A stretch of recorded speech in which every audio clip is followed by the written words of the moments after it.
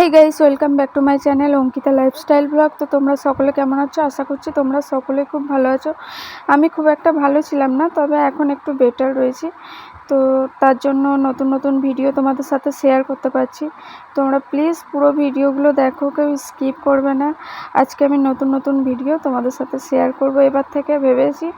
আর দেখো, আমি ঘুম থেকে উঠলাম এতক্ষণে, আর মেয়েটাও ঘুম থেকে উঠেছে। ও এবার বাইরে যাওয়ার জন্য ছটপট করছিল, যেহেতু ভেতর থেকে তালা দেওয়া ছিল। তো ওকে বললাম দাঁড়া, একটু পরে আমি ভিডিওটা করে তারপর আমি তোর তালাটা খুলে দিচ্ছি, তারপর তুই বেরোবি।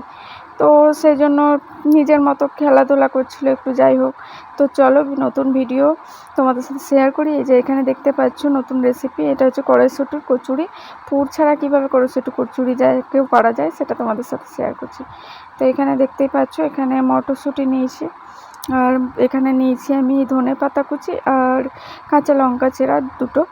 তো এখানে মিক্সির বাটিটা রয়েছে, এরপর আমি মিক্সির বাটিতে এটা ঢেলে নিয়েছি। তো দেখতে পাচ্ছ পুরোটা ঢেলে নিয়েছি। এরপর এই যে ধনেপাতা আর যে কাঁচা লঙ্কা চেরাগুলো ছিল সেগুলো আমি পুরোটাই এবার ভালো করে দিয়ে দেবো। তো তোমরা দেখতেই পাচ্ছ, আর ওখানে সাইডে রয়েছে হলুদ বাটিতে আদা রসুন পেস্ট। যেহেতু আমার এক সপ্তাহর আদা রসুন পেস্ট হয়েই থাকে, তো এটা যেহেতু কম হয়ে এসেছিলো, তো আমি ভাবলাম এটা কাজে লাগানো যেতে পারে। তো সেই কারণে দেখো আমি এখানে নুন দিয়ে দিয়েছি, এটাকে ঢাকা দিয়ে দেবো। ঢাকা দিয়ে তারপর ভালো করে পেস্ট করে নেবো। তো দেখতেই পাচ্ছ বন্ধুরা, আমার পেস্ট হয়ে গেছে এখানে, এই যে ভালো করে।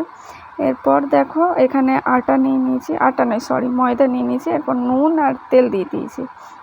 তো তোমরা তোমাদের পরিমাণ মতো নুন তেল দিয়ে দেবে। আর এখানে দেখো আমি দিয়ে দিয়েছি এই যে পেস্টটা করে রেখেছিলাম, সেই পেস্টটা পুরোটাই দিয়ে দেবো। যেহেতু ক্যামেরাটা এক হাতে ছিল, তো ক্যামেরাটা রেখে আমি পুরো পেস্টটা ঢেলে নিয়েছিলাম। এরপর দেখো জলটা দিয়ে দিয়েছি। তো জলটা ওখানে রয়েছে, যেহেতু জলটা কাজে লাগবে। আর আমি আমার হাজব্যান্ডকে বললাম একটু তুমি ভালো করে সেনে দাও, যেহেতু আমার একটু অসুবিধা হচ্ছিলো শরীরে। তো সেই কারণে ও সেনে দিচ্ছিলো।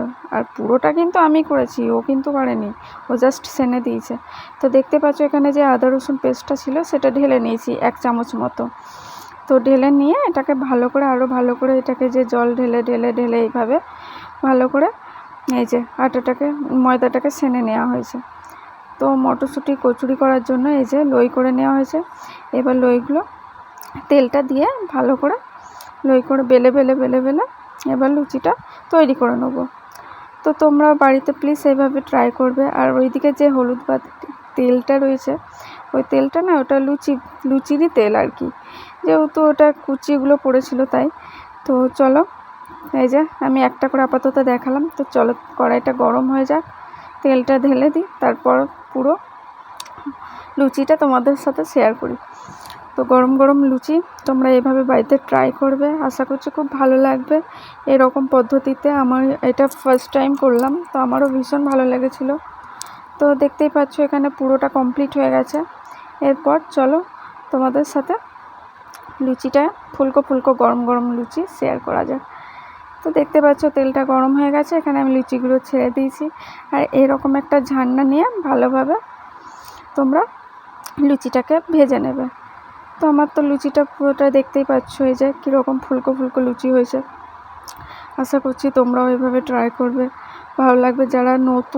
যারা আমার মতো নতুন, মানে পুর ভরে যারা করতে পারো না, তারা এইভাবেই করবে, আশা করছি ভালো লাগবে। নতুনদের জন্য এটা শুধুমাত্র। তো এইভাবে আমি আবার ট্রাই করব, আমার খুব ভালো লেগেছে। এই যে গরম গরম ফুলকো লুচি হয়ে গেছে। কড়াই মানে পুর ছাড়া কীভাবে মটরশুঁটি কচুরিটা যে আজকে আমি ফার্স্ট টাইম করলাম, আমার সত্যি বলতে খুব ভালো লেগেছে। তো তোমাদের কেমন লাগলো কমেন্ট করে জানিও। চলো টাটা।